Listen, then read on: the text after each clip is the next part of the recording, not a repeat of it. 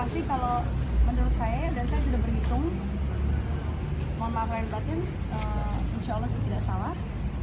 Secara agamanya sih sebenarnya sudah bisa ya, karena sudah 3 bulan dan Mas Gio sudah ada pernyataan melalui WA bahwa dia menyetujui untuk kita hidup masing-masing, gitu, sesuai dengan apa yang kita pilih. Dia akan menjalani hidupnya dengan apa adanya.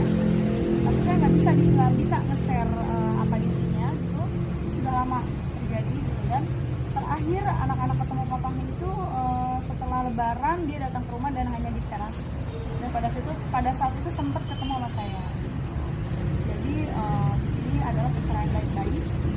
Cuma memang saya tidak tahu alamat Mas Gio dengan Mbak Rohimah, gitu, karena saya amat sangat tidak mau mencampuri urusan rumah tangga mereka berdua. Jadi gimana tadi akhirnya? Ya akhirnya insya Allah cepat dan mudah-mudahan bisa first take ya. Harapannya besok bisa cepat dan bisa 13 Juli nanti ya. Harapannya kita punya harapan kan? Kita punya harapan Insya Allah mudah-mudahan. Tapi memang dari pihak keluarganya belum ada yang Mbak Megi sendiri menghubungi pihak keluarga untuk mengetahui. Udah aku sadar. Dan nggak ada yang tahu alamat, lengkap, nggak ada yang tahu. Jadi hanya tahu by Sherlock dan patokan SD ini bla bla lagi. Tapi tidak tahu RT, RW, kecamatan, kelurahan, dan aku pun tidak tahu, gitu. Jadi memang terbuktikan oleh media bahwa aku tuh orang yang gak kepo, gak yang tidak mau mencampuri urusan di sana, dan akan lebih baik bahwa saya memang benar-benar memisahkan kehidupan pribadi saya dengan rumah tangga mereka. Jadi masih dipersulit. Mas Gio hari ini tidak datang gimana? Apakah sesuai harapan?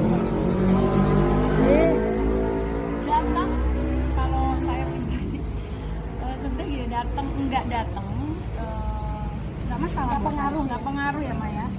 Datang nggak datang tuh nggak pengaruh ya. Kalau datang ya alhamdulillah ya. Kalau datang alhamdulillah, nggak datang buru-buru cepat dipesek gitu. 3 kali takut dipanggil nggak datang ya persek. Jadi kan alamat belum jelas hingga saat ini gitu. Jadi merasa dipersulit mungkin atau seperti apa? Sebenarnya bukan dipersulit ya, cuma memang kebetulan Mbak Kiwi nggak tahu, Mbak Megi nggak tahu alamatnya. Aku bukan bagian lagi. Mbak masih mau Nanti cepat-cepat. yang lain nanti namanya Sultan apa gitu. Ya, Jangan Megi Kiwi lagi. Amin. Mungkin itu nggak itu nggak dipersulit, cuma persoalannya adalah Mbak Megi belum tahu alamatnya, dan itu tadi seperti Mbak Megi bilang, Mbak Megi tuh orang yang nggak kepo terhadap persoalan hidup dari istri yang pertama pertama. juga aku nggak mau tahu, nggak apa ya. Insya Allah harapan aku sih setelah ini sudah putusan, sudah perfect, udah resmi. Kalau kalian bertanya apakah Mbak Megi akan menjalin silaturahim, insya Allah dengan kehidupan kita yang sudah masing-masing, justru aku akan menjalin silaturahim yang baik kepada mereka, gitu ya, dengan batasan-batasan, gitu. Karena biar bagaimanapun kan anak-anak di sana saudara dengan anak-anak saya, tetap anak-anak itu bersaudara, gitu ya, bertujuh gitu, bersaudara. Mbak Megi ada tuntutan nggak sih soal harta atau kebutuhan anak-anak? Kalau kebutuhan tanya sama mama. Nggak ada yang dituntut ya selain kewajiban ya, karena kan memang apapun itu kan Kiwil itu kan punya kewajiban terhadap anak kan, itu yang harus diperhatikan, menjadi catatan ya.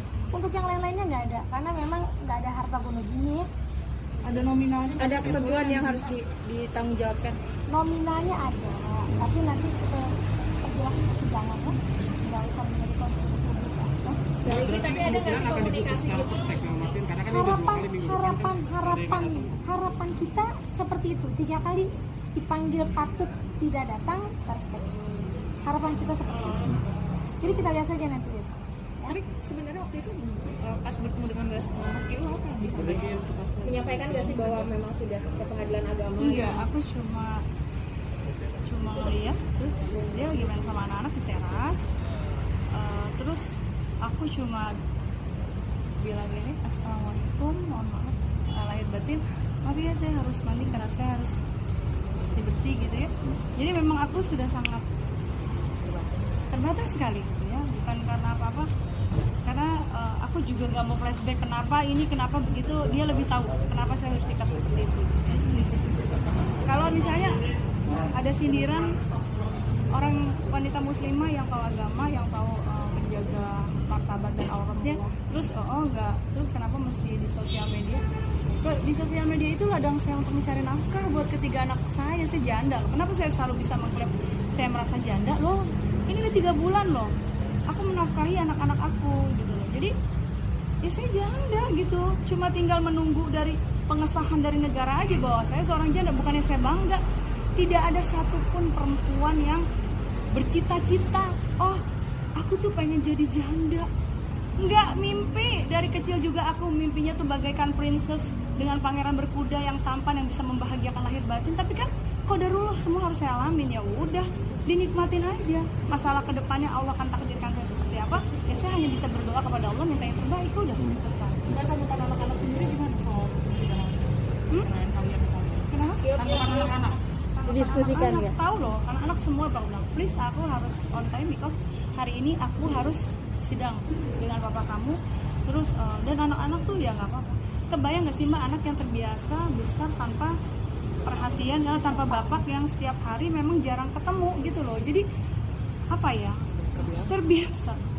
Jadi mereka biasa aja, santai, kayak mamanya cuma mau pergi ke mall gitu kan gitu. Nggak ada anak-anak aku tuh nggak ada drama. Anak-anak aku tuh nggak ada yang bolak-balik nelponin bapaknya merongrong atau apapun. Oh tidak, karena sebisa mungkin aku akan memenuhi apa yang mereka mau, yang mereka butuhkan. Tapi kalau sudah aku bilang, nggak bisa dulu kak, ini not my responsible, because kan kamu punya daddy, punya bapak gitu, ya udah ngomong gitu. Jadi gimana ya, kalau aku mau handle semua bisa, tapi aku bilang kamu punya papa loh, itu yang bagian situ papa kamu deh gitu. Jadi mereka ngerti.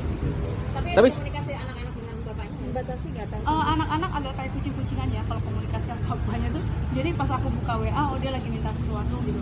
Tapi masih sebatas, aku suka ngomong gini, jadi kamu cuma minta itu doang? Aku bilang, kamu nggak minta yang lain gitu, karena ini kalau cuma itu aku bisa. Kalau cuma itu kak, maaf ya Allah kak, aku bilang mama merem deh kalau itu, minta dong yang lain. Aku suka ngasih tau anak-anak gitu, karena mama nih single gitu kan. Terus dia bilang oke. Jadi aku lebih mengarahkan kamu sudah dewasa, kamu tahu bagaimana seharusnya seorang ayah bertanggung jawab, jadi kamu tahu porsinya. Jadi aku bilang, adik sama mama yang handle ini, kamu urusan papa. Jadi kalau udah waktunya harus ini itu dari sekolah, kamu harus warning ke papa kamu. Dia udah ngerti. Masya Allah, anak-anakku tuh, dasar aku aja yang membawel ya, anak-anak tuh Masya Allah luar biasa. Alhamdulillah Allah kasih rezeki kepada aku anak-anak yang luar biasa. Bager tanya nih sama Mpok, gimana mbak anak-anak mbak? Bager-bager semuanya mengerti kondisi keadaan mamanya seperti apa. Jadi mereka ya selain support doa juga terus membesarkan hati mamanya juga, terutama yang sulung ya. Coba kalau aku kerja di rumah ditinggal gimana mereka semua? Ya mandiri banget itu, tidak kelihatan. Apalagi yang sulung itu ngomong adik-adiknya banget pokoknya. Yang terutama yang bungsu aja kadang masih suka nanyain papanya. Tapi tanggapan Mas Kiwil sendiri saat dihubungi sama anak-anak seperti apa mbak? Yang paling berkomunikasi karena yang megang cuma si kakak ya, cuma sebatas kayak kebutuhan aja sih gitu, kayak lebih jangan kayak jaga adik-adik ya gitu, titip ya apa coba. Jadi sosok Rizky itu insya Allah sosok Yang kuat, yang tegar, yang mandiri. Itu luar biasa. Yes. Jadi itu sosok dari anak-anaknya Mbak Megi itu adalah sosok yang mandiri, yang luar biasa, yang taat, yang patuh sama orang tua. Dan mudah-mudahan jadi anak-anak yang soleh dan soleha. Masih ada hal yang membuat selalu Mbak Megi terpukul? Atau masih ada mengganjal? Ya lebih ikhlas ya. takdir Allah tuh pasti, takdir Allah itu Masya Allah. Sudah lebih ikhlas. Takdir Allah itu pasti baik. Masya Allah, Masya Allah, Masya Allah.